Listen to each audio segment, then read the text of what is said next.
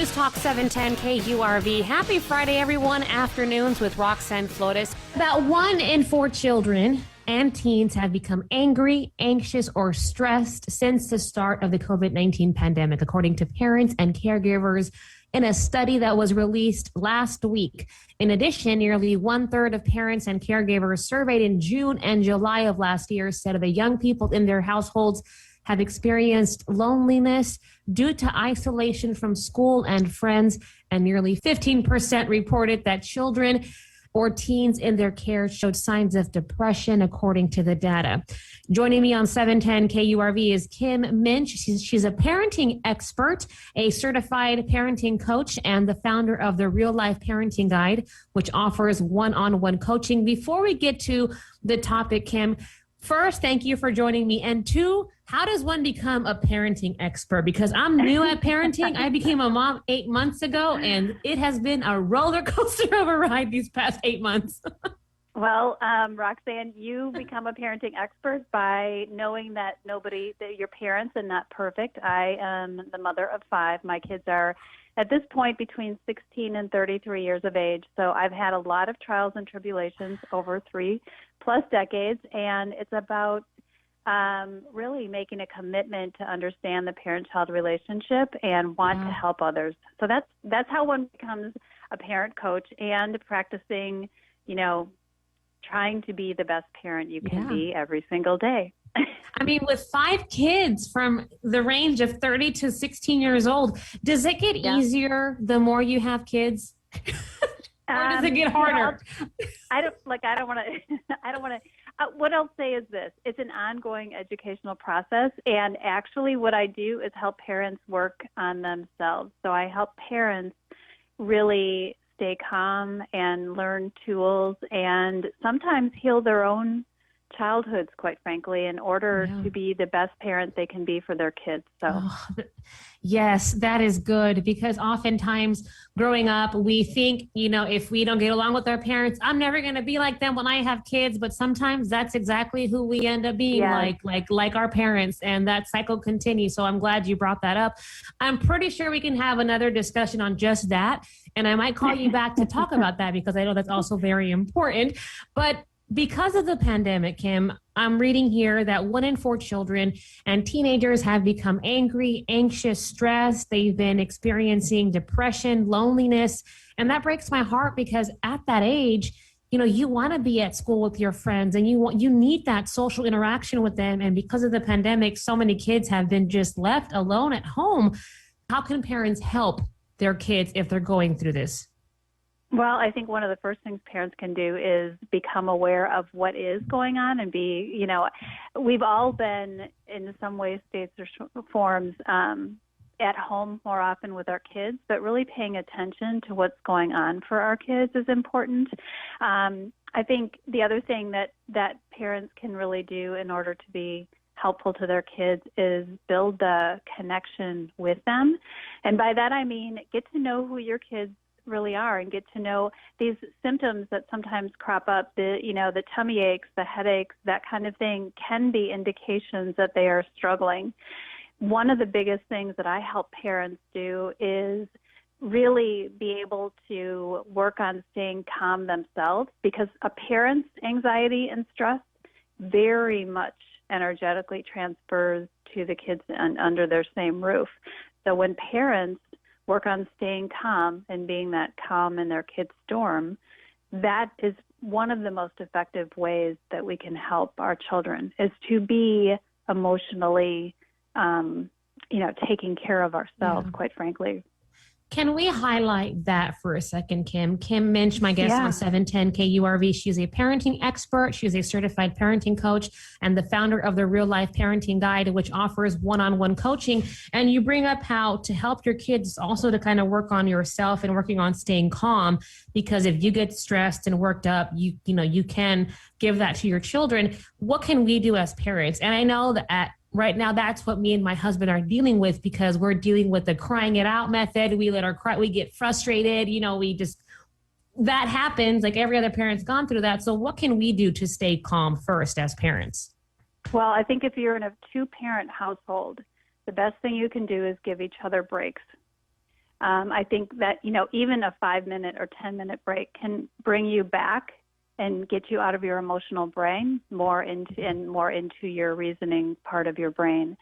Second thing, parent self-care. I talk about this all the time, and I realize we're talking about lots of different kinds of families in the world. Some people are single parents. Lots of people are very busy. However, it is not a luxury to put self-care into your daily life. And by that, I mean take a short walk, meditation, extra sleep, asking a neighbor to watch your kids for a half hour so you can just decompress if you need to. Whatever, wherever, we have to be, we have to be good at taking care of ourselves, A, because we're modeling this to our kids, and B, because we need to be that calm in their storm. Speaking about storms, I know that a lot of children have been dealing with storms during the pandemic because at that age, you want to be outside, you want to be with friends, you want to be at school, and then you're just cooped up at home because of social distancing and CDC guidelines. And as a Hispanic, Kim, I don't know if you can relate to this, but whenever we were a little bit emotional, we were often told, oh, you're just being, suck it up, you're fine. Mm-hmm. Should we continue that trend as parents now? Because I know that I had a conversation with my aunt about something and she just brought up, oh, y'all are just so sentimental. And I'm like, well, words hurt sometimes. What can parents do to change that stigma? Yeah, I will tell you this. It is really important for all of us to be able to feel our feelings. And that means a range of feelings.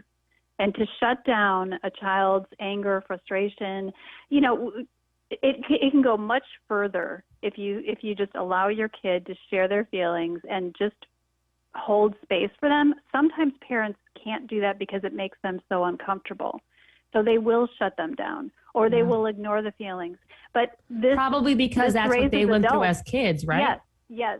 We are in I'm telling you, Roxanne, this pandemic this year has been such an ability for us as parents to raise awareness and to change the patterns of what we grew up learning. I very much understand what you're saying about, the shutting down of feelings and get over it kind of thing. But this is what exacerbates anxiety and challenges in our kids, just holding space for our kids' feelings and our own, quite frankly. I mean, allowing ourselves to have our own feelings, because as adults, we often, squelch how we're feeling and just suck it up. It is not healthy, and it's not helping our kids. And it's okay as a parent to allow your child to be angry, and then to show them effective ways to deal with that rather than shutting them down.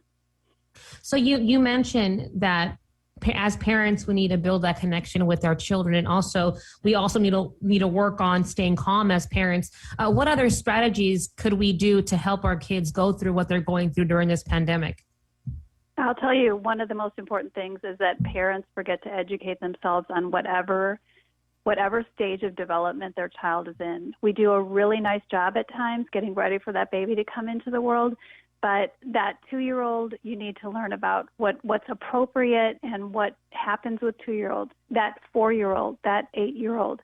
And certainly as kids head into the teenage years, there's a shift that needs to take place in your parenting, and you've got to learn about what their brains are going through so that you can look at certain things as like, is it just teen behavior or is this a red flag? So that what's coming for them. Not that you're going to know every intimate detail because every kid's a little bit different, but educating yourself as a parent on whatever stage of life your child is at is so important. Now, you bring up red flags, Kim. What are red flags that we should look out for? Well, I think a child who typically would engage with the family who then shuts themselves off and won't engage with the family for some reason, or over an extended period of time. It's one thing, over a period of time, if you see a change in that kind of behavior, if their friends are changing, if they're disengaging from things that they normally like to do, if they aren't sleeping well, if they complain about headaches or tummy aches, if they're not taking their showers and stuff. And again, some of that is normal preteen teen behavior. However, and I think really one of the things I want to say is, if you're in doubt, if you're struggling with this, just to have like a coaching session with someone, or someone who can listen, who can either reassure you or say, that is a red flag. I would definitely pay attention to that. Just sometimes having another adult who has been through things and that has the ability to hold space for a parent's anxiety and help them gain some confidence in what they're doing is really important. I wish we had more time, Kim, but we're almost out of time. So I want to leave it up to you. 30 seconds. What else do we need to know, or should we take from this interview as parents when it comes to helping our children deal with depression, anxiety, loneliness, etc.? First, don't ignore it. Do not ignore if something is going on in your home. Don't ignore it thinking it's going to get better. This is your wake-up call right here from Kim Muench, Real Life Parent Guide, saying do that. Take the time to take care of yourself. It doesn't have to be a lot of time, but build in a little bit of time every day to nourish your soul in whatever way you can. Reach out to other people. Reach out to other parents. You think that you're the only one having a problem when that is not the case. So surround yourself, get into a community of parents to be able to connect and really be authentic and honest, because when you find other parents, and you're honest, people are going through the same thing, and you don't feel so alone. That's what I would say for sure. And get some help if you need it. And such great advice, Kim. Thank you so much for joining me. I know I'll be calling you again soon. Thank you so much. You can find out more by visiting her website, reallifeparentguide.com. That's reallifeparentguide.com. That is Kim Muench, my guest on 710 KURV.